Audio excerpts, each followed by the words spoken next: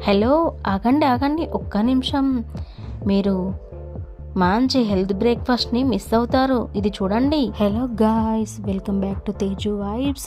ఈరోజు మనం మంచి బ్రేక్ఫాస్ట్ అండి, మంచి హెల్తీ ఫుడ్, చాలా ఈజీ రెసిపీ అండి, క్విక్గా చేసుకునే రెసిపీ. మీరు నైట్ కనుక బ్రేక్ఫాస్ట్ కోసం మార్నింగ్ ప్రిపేర్ చేసుకోకపోతే ఇలా అప్పటికప్పుడు మార్నింగ్ లేవగానే మనం ఒక 4 బ్రెడ్ స్లైసెస్ తీసుకోవాలి. లేదు అంటే మన 4 మెంబర్స్ అయితే ఒక బ్రెడ్ ప్యాకెట్ సరిపోతుంది పెద్దది. నేనైతే ఒక 5 బ్రెడ్ స్లైస్ని తీసుకొని మిక్సీ గిన్నెలో వేస్తున్నాను. ఇలా చిన్న చిన్న కట్ చేసి వేస్తున్నా. అలాగే ఇలా కాకుండా మామూలుగా బ్రెడ్ని పొడి పొడిగా మిక్సీ పట్టుకొని పక్క పెట్టుకొని వాటర్ యాడ్ చేసి రవ్వ యాడ్ చేసి అలా కలుపుకోవచ్చు. నేనైతే ఇలా చూపిస్తున్నాను.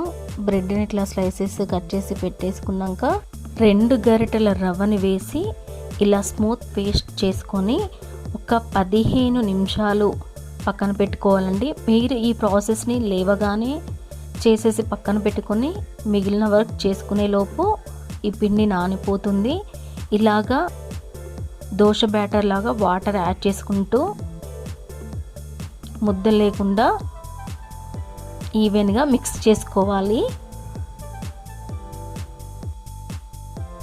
ఇంకా మిక్స్ చేసుకున్నాం కదా, దీనిలోకి తరిగిన క్యారెట్ తురుమును వేసుకోవాలి. తగినంత సాల్ట్ వేసుకోవాలి. ఇంకా ఈవెన్గా మిక్స్ చేసుకోవాలి. దీన్ని పక్కన పెట్టుకొని దోశ ప్యాన్ను పెట్టుకోవాలి. దోశ ప్యాన్ హీట్ అయ్యాక బటర్తో నేను చూపిస్తున్న విధంగా స్ప్రెడ్ చేసుకొని మనం పల్చగా దోశని పల్చగా పోసుకుంటూ ఇలా స్ప్రెడ్ చేసుకోవాలి. నెక్స్ట్ క్యారెట్ తురిమిని స్ప్రెడ్ చేసుకోవాలి. అలాగే చిన్నగా కట్ చేసుకున్న ఆనియన్స్ని స్ప్రెడ్ చేసుకోవాలి. ఇలా ఈవెన్గా స్ప్రెడ్ చేసుకుంటూ సిమ్లో పెట్టేసి మనం ఈ ప్రాసెస్ చేసుకోవాలండి.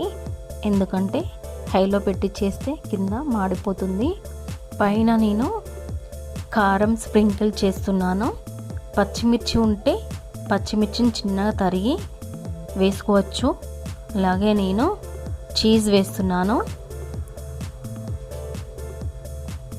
కొత్తిమీర కూడా యాడ్ చేస్తున్నాను. మంచిగా రోస్ట్ అయ్యి సిమ్లో ఒక 5 మినిట్స్ ఉడికించుకున్న తర్వాత ఇలా మనకి పైకి అనేది వస్తుంది. చూడండి, చాలా టేస్టీ దోశ రెడీ అండి. అయితే కొంచెం చిన్నగా వేసి ఊతప్పంలాగా నేను వేస్తున్నాను. చాలా ఈజీ అండి, చాలా టేస్టీ కూడా, హెల్దీ కూడా. ఇలా మీరేమన్నా అరే ఏం చేయాలి ఏంటి అసలు ఏమీ చేయలేదు కదా అని ఆలోచించేలోపు ఈ బ్రేక్ఫాస్ట్ అయిపోతుంది. చాలా అంటే చాలా ఇష్టంగా పిల్లలు తింటారండి. చాలా టేస్టీగా కమ్మగా ఉంటుంది.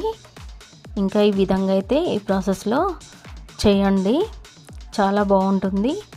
అలాగే ఇందులో ఒక 3 టేబుల్ స్పూన్స్ గోధుమ పిండి కూడా యాడ్ చేసుకుంటే చాలా చక్కగా వస్తుంది, బాగుంటుంది. నిజంగా అసలు చాలా అంటే చాలా టేస్టీగా ఉందండి. టేస్ట్ మట్టుకు ఆహా అనాల్సింది. ఈ వీడియో కనుక మీకు నచ్చినట్లయితే లైక్ చేయండి, షేర్ చేయండి, కామెంట్ చేయండి. ఎలా కుదిరింది అనేది కామెంట్ బాక్స్లో కామెంట్ చేయండి. Thank you.